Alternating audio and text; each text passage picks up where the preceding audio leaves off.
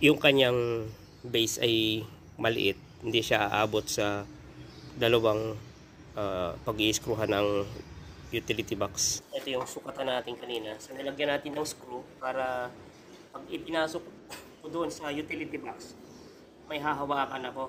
So kung hindi natin gagawa ng paraan guys, at hindi ganito ay lalagay natin, kung halimbawa kakalangan lang natin ng kahoy, pwedeng mabulok kasi yung kahoy at hindi siya tatagal. So malalaglag yung ating ilalagay na ilaw. So sayang. Sabi nga, sayang yung effort at siyempre masisira tayo sa ating kliyente kasi nga hindi natin nagawa ng maayos yung ating trabaho. Time check guys, 10:58 ng umaga. Ayan, nakapag install tayo ng 5. Good morning guys, welcome back ulit sa aking YouTube channel. So andito ako ulit ngayon sa aking project sa Tandang Sora. So medyo matagal-tagal ako na hindi nakabalik dito kasi nga ang hinihintay ko na mga materyales ay kakabili lang. Bali ang kakabit ko ngayon ay wall lamp. Ito. Dito ko siya ikakabit yan. Yan. Taikot yan papunta dun sa likod ng bahay. So yung wall lamp na binili ng ating kliyente ay isang ano lang siya, focus. So ang focus niya pababa lang. Pag ganyan. So dahil yung kanyang base ay maliit, hindi siya aabot sa dalawang pag-i-screwhan ng utility box. So ang gagawin natin dyan, maglalagay ako ng PVC dito sa loob, PVC pipe. So ito, iinitin ko to. Ito. Lalaparin ko siya na ganito kalaki. Yan. Hindi pa to, hindi ko pa tinawagan. So ilalagay ko to doon sa ilalim, then doon ko siya i-screw. I-screwan ko para pag naglagay ako nitong base ng wall lamp ay matibay, hindi siya pupunta sa ilalim. So bali ang pagtanggal lang nito, ayan, nakita natin yung pagtanggal. So may dalawang screw lang siya, ayan, taas baba yung kanyang screw, ayan.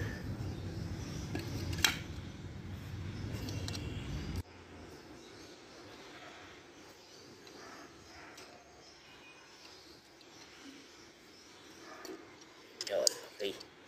So ito yung base nya, uhugutin lang yan, nahuhugot siya. Yan, ito yung imamount doon sa gagawin kong suporta, yung PVC nilalagay ko doon sa loob. So hindi tayo pwede maglagay dito sa labas kasi nga uumbok siya. So magkakaroon siya ng angat. So doon natin siya ilalagay para yung base nito, itong guma na to, lalapat siya mismo dito sa yan, sa portion na to. So yan, may guma siya para protection sa tubig ulan. Kapag umulan, hindi siya basta papasok doon sa loob. Then isa sa pinaka maganda rin sa design nitong ilaw na to, nandito siya banda sa ilalim. So ito, pag i-mount mo siya ganyan, so yung terminal nandito, so hindi siya basta-basta mababasa kasi nga nandito siya sa loob banda nakalagay. Although na mayroon siyang screw, so hindi naman yan papasok yung tubig dyan doon sa screw dito, hindi naman papasok yung tubig yan dyan guys.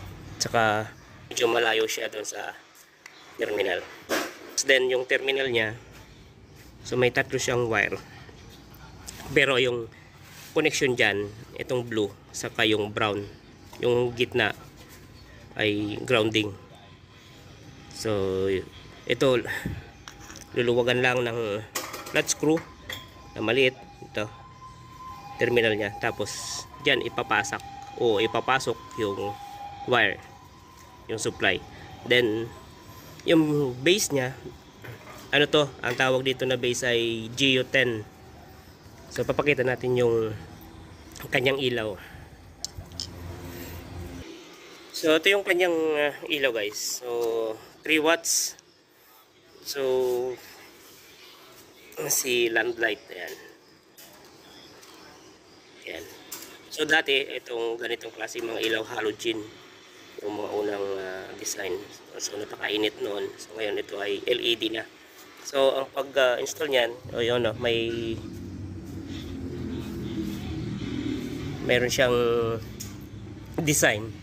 Yan na mas malaki yung dulo. Para pag ipasok yan doon, hindi siya matanggal.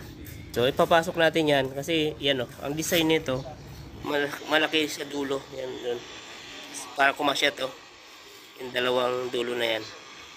Doon natin ipapasok yan sa malaking butas. And para hindi siya matanggal, ilalak siya, iikutin. So, ikot pa kanan. Yan. So yan. Ganyan yung mukha ng ilaw pag nasa loob na ng itong bahay niya. Then pag tanggal naman yun, pag tinanggal naman natin yan, ang ikot naman yan siyempre pakaliwa na. So, yan, easy to ano lang siya, tanggal at pagpasok. Yan. Okay, so mamount na natin yan. So mag-iinit muna ako ng ito.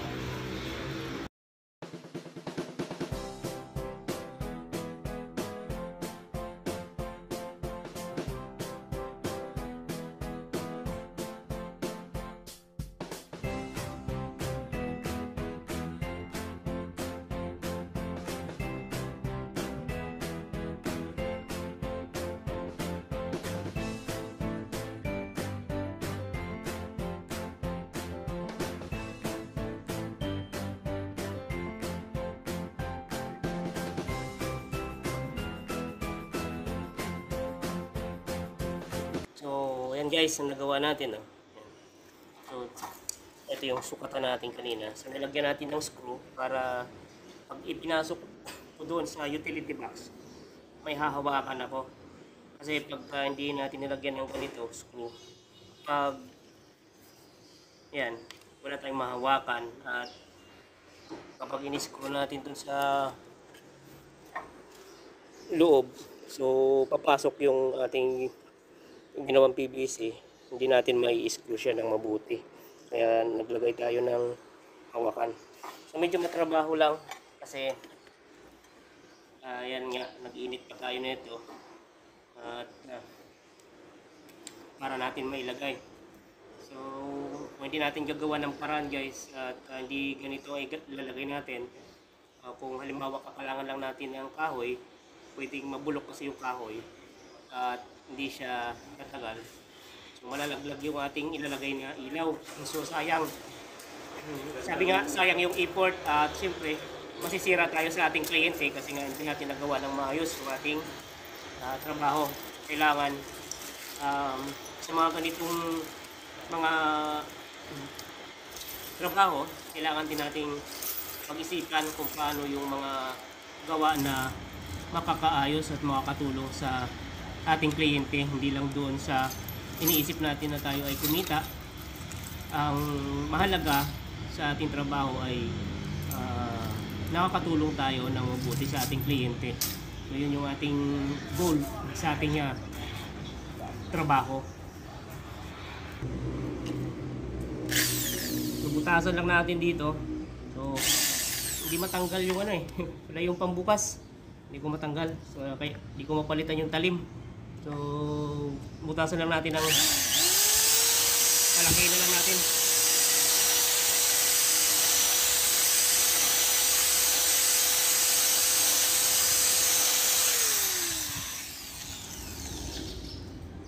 So, yun. Kakasya na yung wire dito guys. Oh. Yan o.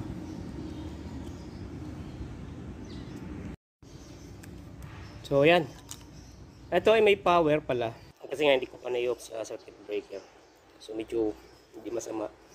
So medyo masama yung ating pakiramdam guys.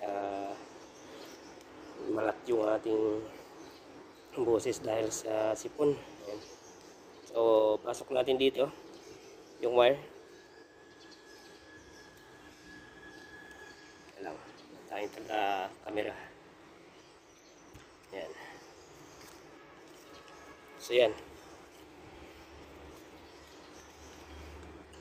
Yan, pasok lang natin mabuti. Yan. And then medyo pinutol ko lang siya ng medyo may hindi masyadong sakto. Yan. Yan.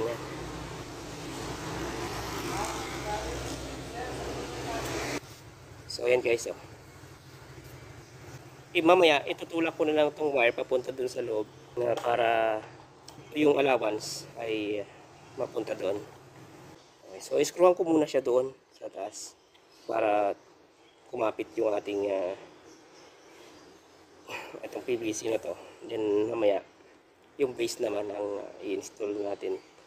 Pero bago natin i-install yung base, ilalagay muna natin to sa terminal dito.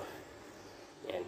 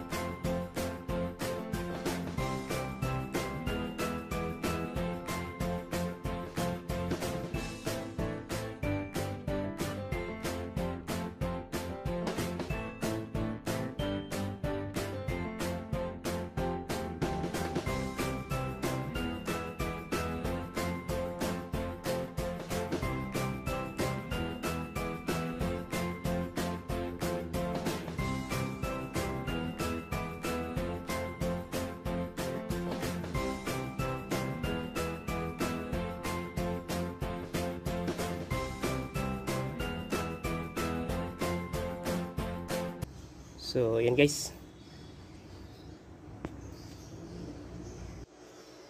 Pwede na natin itong itulak ng lahat-lahat.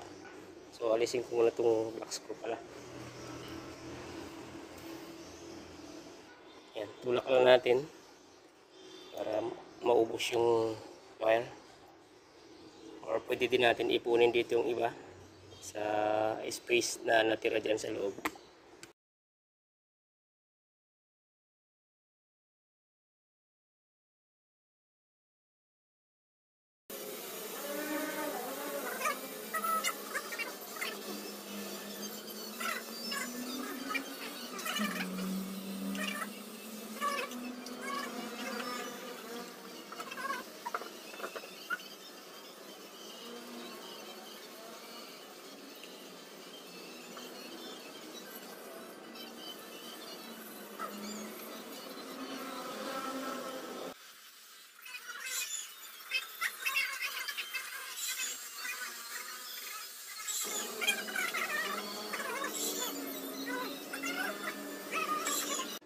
So, ayan guys, nakalagay na siya. Ayan.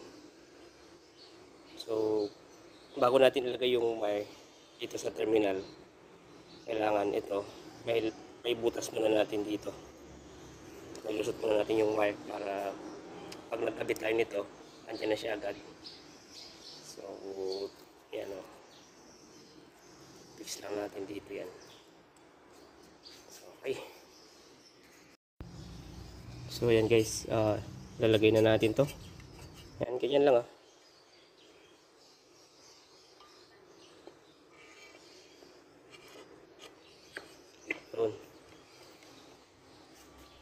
Yan, lagay na natin yung screw sa taas.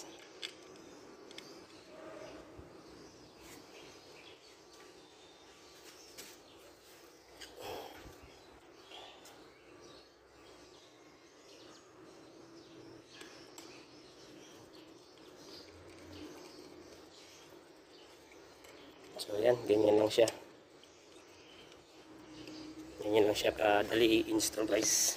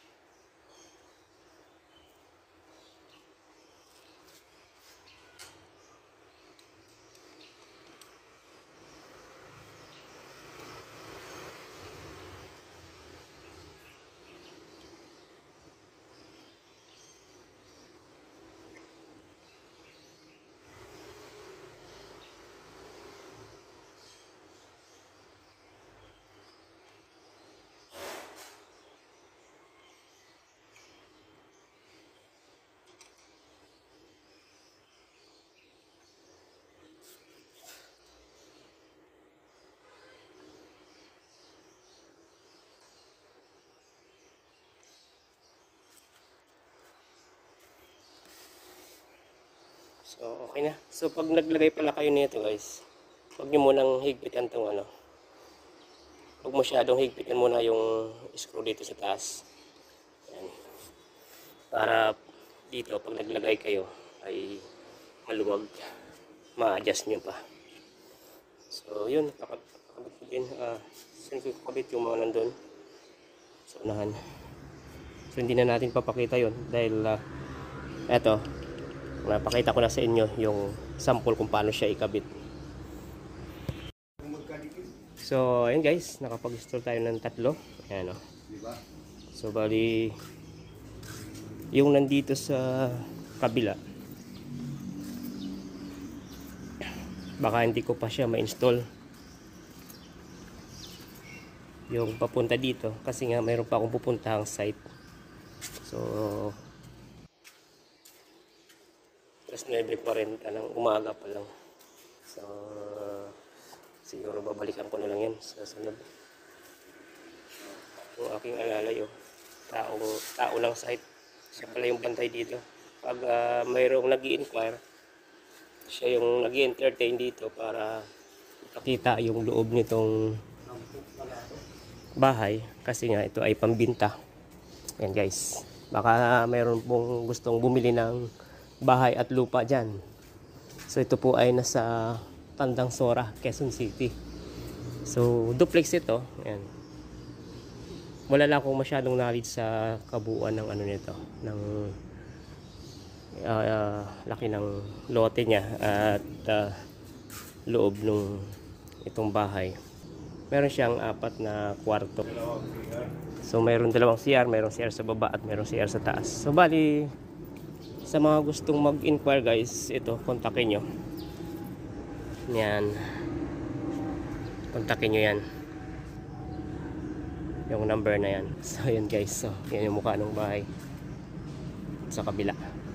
So bali yung grahin nun, dalawang sasakyan ang kasya. Then dito dalawang sasakyan din. Yung isang grahe doon, magkasunod na sasakyan ang pagparada kasi medyo makitid. Ito kasi malapad. So ang kakasya dito, doon, saka dito. Magkatabi. So okay. So try ko pa magkabit kung ilan pa yung mga kabit ko kasi nantay ko lang yung aking service papunta doon sa Santolan naman, Quezon City. Meron akong gagawin doon. Sa condo naman yun. Ano din siya. Bali meron siyang 2 kwarto.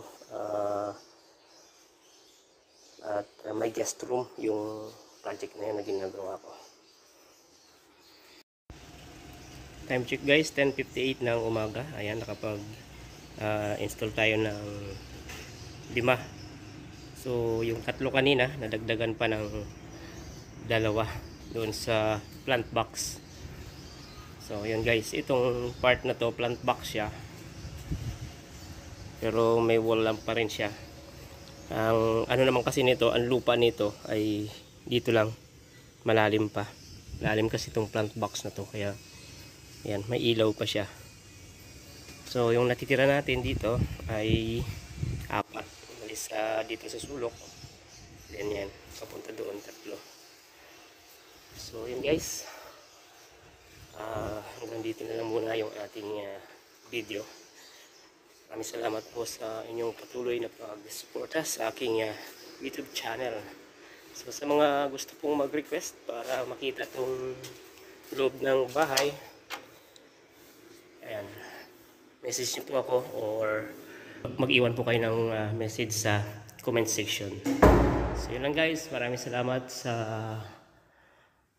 patuloy na pagsuporta sa aking channel. Ayan. At paki-subscribe naman po doon po sa mga bagong napapadpad dito sa aking pong channel. Maraming salamat at God bless.